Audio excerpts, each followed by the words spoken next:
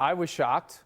I thought for sure that some of the rumblings at the national level over the past few weeks were a little bit overblown, and that this was one of the better coaching jobs throughout the entire season that we've seen in the 9 years Sean McDermott was this team's head coach. I thought more of the blame was to be placed on the roster construction, which would fall on Brandon Beane. And I thought if any sort of a significant move was going to be made, it'd be at the general manager position and not the head coach. So when I started getting calls from work this morning at about 9:30 in the morning, I was floored.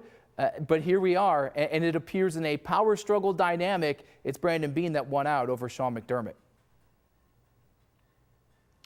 Yeah, I won't use the word shocked. I did think that when the Bills beat Jacksonville in the wild card round and the Bills got past the wild card round, I thought that maybe put Sean in the safe place.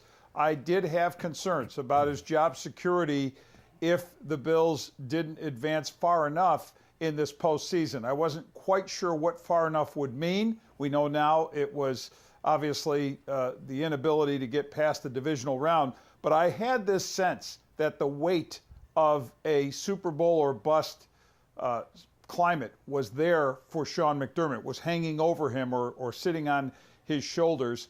And I had that feeling before the year even began, and there were, to me, some rumblings that I was hearing in and around the organization that there was this growing sort of tension about that.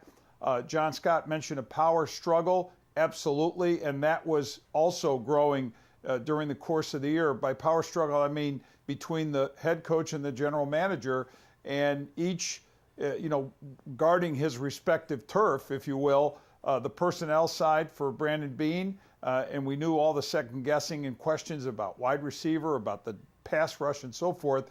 And then Sean McDermott, how much did coaching have to do with this team's inability to get to the Super Bowl? Frankly, given the roster limitations, I thought Sean McDermott might have done one of his better coaching jobs in his 9 seasons with the Bills.